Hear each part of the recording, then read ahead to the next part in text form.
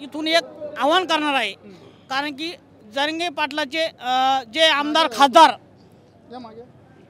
प्रत्येक तालुक्यातून जिल्ह्यातून जे जरांगे पाटलाचे पाय धुवून पितात त्या आमदारांना आणि मुंबईला जाऊन पाय पडले, जरांगे पाटलाच्या घरी जाऊन पाय पडले त्या आमदाराला आणि प्रत्येक तालुक्यातील जिल्ह्यातील सर्वांना मी आव्हान करतो, कारण की यांचे फोटो लावणाऱ्या आता जिल्हा परिषद पंचायत समितीला शिवसेना बीजेपी असतील यांचे फोटो लावून जर आता तुमच्याकडे मतदान मागायला जो उमेदवार येणार आहे त्या उमेदवाराला आपण आता लगेच मतदान करायचं नाही, कारण की जे आमदार खासदार जरांगे पाटलाचे पाय धुवून पित आहे जर तुम्ही त्यांना मतदान केलं तर ते मतदान त्या ठिकाणी जातं। याचा सर्व ओबीसीने विचार करून आता येणाऱ्या निवडणुकीत जिल्हा परिषद असो, पंचायत समिती असो, नगरपालिका असो त्या बॅनरवर त्या आमदारांचे फोटो असतील तर त्या ओबीसीला मतदान करायचं नाही असा ठामपणे आम्ही निर्णय घेणार आहे। आता आज जशी इकडं मेळावा आयोजित करण्यात आला, असे याआधी देखील मेळावे आयोजित करण्यात आले, पण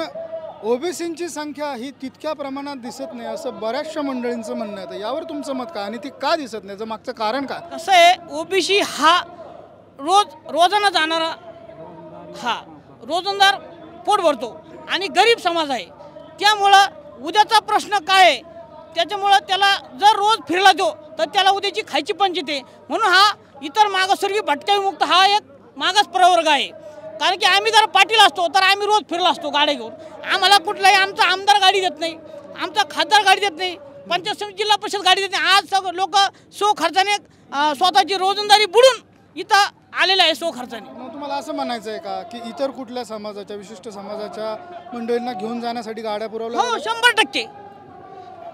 आज मुंबईला जे मोर्चा काढला प्रत्येक आमदारांनी उघड गाड्या दिलेल्या आहे, त्यांना खाण्यासाठी हॉटेल दिलेलं आहे, त्यांना राहण्यासाठी मंगल कार्य दिलेले आहे।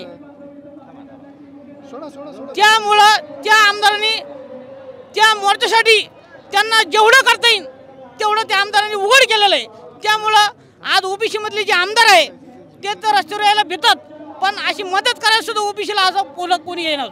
शिंदे साहेबांनी स्वतः मदत केलेली आहे मुख्यमंत्री असताना, आणि शिंदे साहेबांनी छत्रपती शिवाजी महाराजांची शपथ घेतली आणि ते बी एका जातीसाठी घेतली। आम्हाला विशेष वाईट वाटतं या गोष्टीचं, आणि आज 374 जातीचं नेतृत्व करणाऱ्या भुजबळ साहेबाला म्हणतात तुम्ही जातीवादी आहे, पण मी शिंदे साहेबाला आव्हान करतो तुम्ही मराठा समाज आरक्षण 100% द्यावे, पण तुम्ही त्या शिवाजी महाराजांची शपथ घेतली, तुम्ही एका समाजासाठी घेतले आणि तुम्ही आज ओबीसीचा घात केलाय। ओबीसीचं कुंभी सर्टिफिकेट देऊन तुम्ही म्हणता ओबीसीचं आरक्षण कुठेही कमी झालेलं नाही, जर आरक्षण कमी झालं जर ओबीसीचं कुंभी सर्टिफिकेट निघलं तर तो ओबीसी झाल्यानंतर ते ओबीसीला त्याचा परिणाम होणार ना।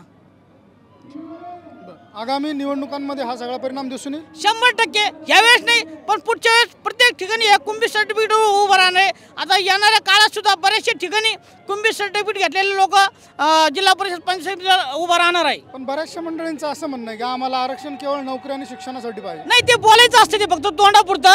त्यांना शिक्षणासाठी EWS दिलेलं आहे, त्याचे शिक्षण त्यांचे चालू आहे, पण त्यांना फक्त ते म्हणले होते ना मागं जरांगे पाटील की आमची ज्याच्या हाताखाली लायकी नाही त्याच्या हाताखाली आम्हाला काम करावं लागतं, त्यांना फक्त आम्ही सरपंच जिल्हा परिषद पंचायत समिती सदस्य होतो हीच फक्त पोटदुखी आहे। म्हणजे गावगाड्यातला जो काही एक नेतृत्वाचा भाग आहे तो आपल्याकडे आला पाहिजे असं त्यांचं म्हणणं। हो, म्हणजे आता कुठे जो सरपंच होतो त्यांना ते देखावत नाही, त्यांना वाटतं यांनी फक्त आम्हाला मतदान करावं।